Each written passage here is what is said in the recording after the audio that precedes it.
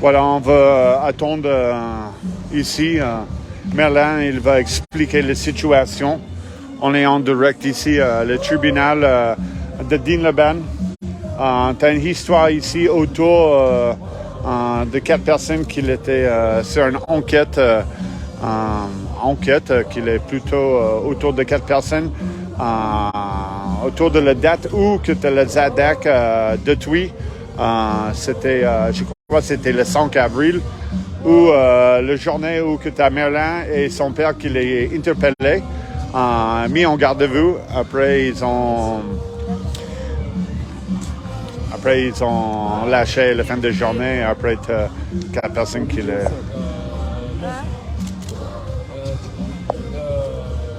Je vais expliquer un peu pour la Provence, pour se rédiger un article, parce que c'est journaux locaux et c'est le procureur qui est directement concerné par l'affaire. En fait là, ce qui s'est passé, c'est que on a plusieurs affaires qui s'entremêlent et c'est pour ça qu'on a réagi. Le 5 avril, pour la destruction de l'ASDAC, à ma libération le soir, il y avait un gros rassemblement qui était prévu sur le village, où il y a eu barbecue, tout ça. Et en fait, il y a 2 gendarmes qui étaient là sans mandat de procureur, sans rien, sans ordre, qui étaient là pour nous larguer juste dessus.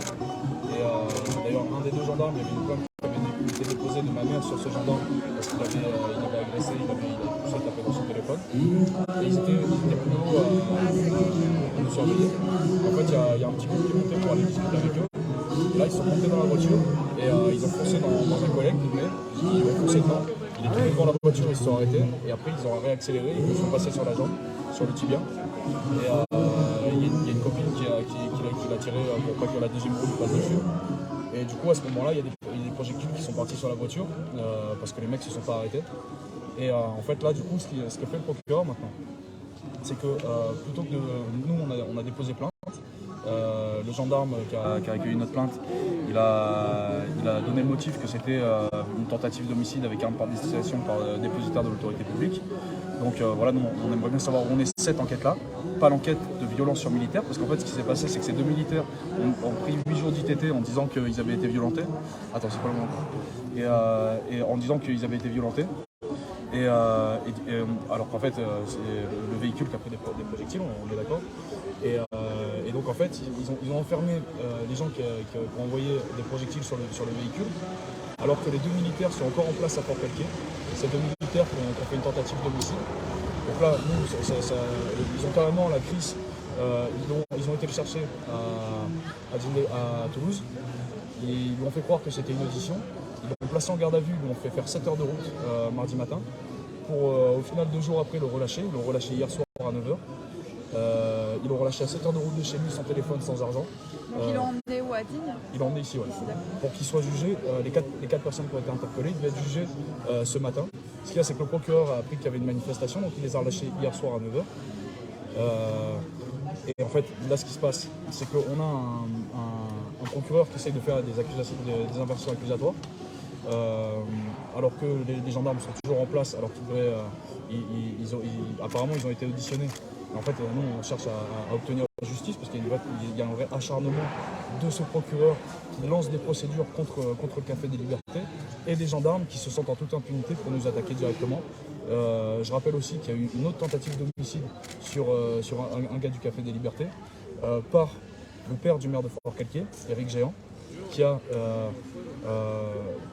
foncé. En gros, il a fait une marche arrière et il a foncé dans un poids à nous qui est passé par-dessus le véhicule. Il y a 4 témoins, pas des gars du Café des Libertés, des passants qui étaient dans la rue, qui ont témoigné que c'était volontaire et tout ça. Le père du maire a dit, quand il a été auditionné, que c'était parce qu'il avait peur que ça porte atteinte à la carrière de son fils, de faire un constat parce qu'il avait tapé dans le rétro. Et en fait, on a le procureur qui, malgré ces 4 témoignages indépendants, qui a classé l'affaire. C'est complètement hallucinant en fait. Là, on parle de tentative d'homicide d'un côté, et au final, l'affaire est complètement rebootée, est complètement classée. Et à côté de ça, quand on se défend parce qu'on est attaqué par des militaires, on a des gens qui sont enfermés injustement. Là, c'est pareil, il y a 3 semaines, là, en fait, c'est pour vous montrer qu'il y a un vrai acharnement de ce procureur qui est un corrompu. il y a 2 semaines, j'ai passé 14 heures en garde à vue avec deux potes pour avoir été chercher la nourriture dans les poubelles, des invendus, pour pouvoir mettre à disposition des familles qui sont dans le besoin. 14 heures de garde à vue, à la demande de ce même procureur. Ce même procureur qui a fait appel par rapport à ma relaxe pour le non-port du masque et pour les rassemblements illégaux pour lesquels j'ai par la suite été jugé coupable au tribunal d'appel à Aix. On a un acharnement de ce procureur contre le mouvement du Café des Libertés qui est injustifié. Et au-delà de ça, on a la preuve par cette affaire justement d'avoir classé la tentative d'homicide que ce procureur prend parti pour le joue de ses appuis politiques pour défendre ses collègues. Donc c'est complètement hallucinant. On a une justice qui n'est pas aveugle. On a un procureur qui est en roue libre. Et donc nous ce qu'on demande, c'est que ce procureur saute, parce que là, clairement, c'est une faute grave. Nous, on attend la justice qu'elle soit juste. Sinon, on n'a plus aucune raison de répondre à un procureur qui cherche absolument à nous enfermer. Juste pour que ce soit clair, les 4 personnes qui ont été relâchées hier, donc il y en a une qui venait de Toulouse, les 3 autres elles étaient d'ici une qui était à Briançon, les 2 de Fort-Calquier.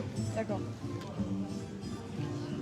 Donc vous disiez que finalement, à l'annonce de la manifestation de ce matin, le procureur les a relâchés. Il les a relâchés. Et ils ne comparaissent pas aujourd'hui. Ils comparaissent. Mais ils vont être jugés sans être présents, parce que là, ce qui est complètement hallucinant, c'est que ces gens-là, on leur a fait croire qu'ils étaient convoqués pour témoigner. En fait, ils ont été enfermés. Et ils ont été enfermés, placés en garde à vue, pour être sûr qu'ils soient là au procès ce matin. Sauf que le procureur, en apprenant qu'il y avait la manifestation, il les a relâchés hier soir, sûrement en espérant qu'on annule la manifestation. Sauf qu'en fait, c'est la technique de la médiate de pain, ça ne marche pas avec nous.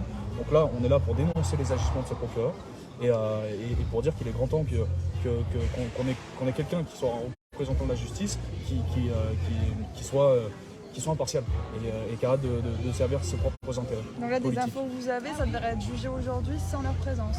C'est ça. Mais ce matin, parce que personne n'était au courant. En fin de matinée, ouais. C'est directement les informations du magistrat.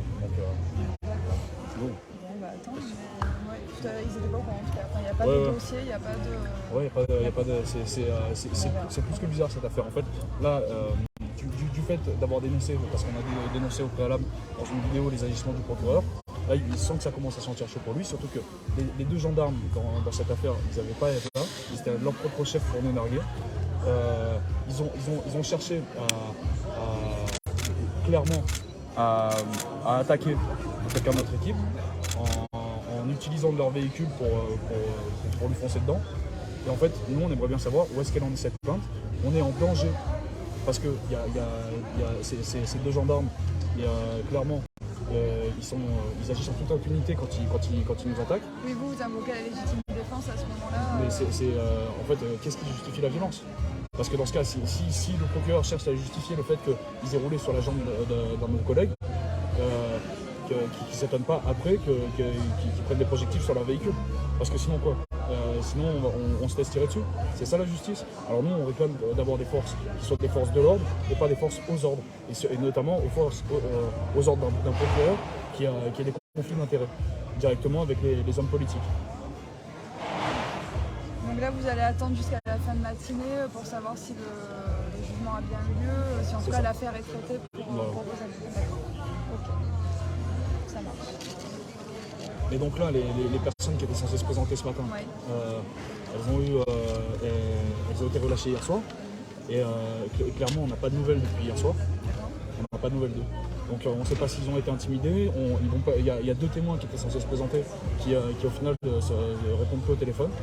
Donc là, moi, j'ai récolté des témoignages parce qu'on était nombreux sur la place du village ce soir-là, de gens qui ont très bien vu ce qui s'est passé. Et donc le procureur ne peut pas agir en toute impunité parce qu'on était là et on réclame justice. Mais quand vous dites pas de nouvelles d'eux, vous pensez que... Non, je pense qu'en fait ils ont été intimidés, clairement. Je pense qu'ils ont été intimidés parce que clairement placer des gens en garde à vue qui sont des victimes, c'est de l'intimidation. Ils ont été placés 24 heures en garde à vue, s'ils sont arrivés mardi. 48 heures. Ils étaient censés être placés 72 heures pour comparaître ce matin. Et au final, il les a relâchés hier soir en apprenant qu'il y avait la manifestation aussi. Ça marche. Bon, merci. De toute façon, d'ici jusqu'à la fin de matinée. Ouais, bon, on verra des nouvelles. Si encore concernant l'affaire du port du masque pour lequel tu avais été. Il n'y avait pas eu de pourvoi en cassation finalement? Le truc, c'est que le pourvoi en cassation, ça coûte entre 3 et 6 000 euros. C'est pas le même avocat. Et donc, en fait, on a une justice qui n'est pas faite pour les pauvres, clairement.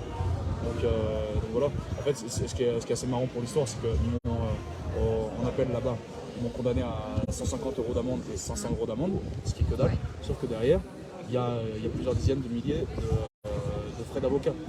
Donc ça, à quel moment, même l'affaire par exemple à Nice où j'ai été relaxé, où ils m'ont fait une suspension de permis, où ils m'ont mis 32 heures en garde à vue, où j'ai été accusé d'une quinzaine de chefs d'inculpation, où BFM TV avait fait un article en disant que j'étais coupable pendant que j'étais en cellule.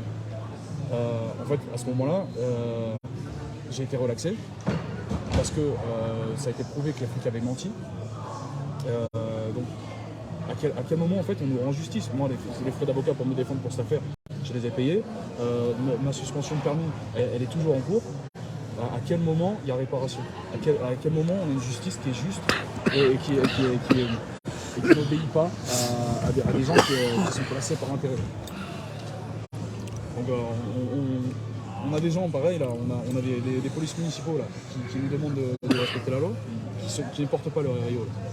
En fait, à quel moment on a l'exemplarité, à quel moment on a une justice qui est aveugle?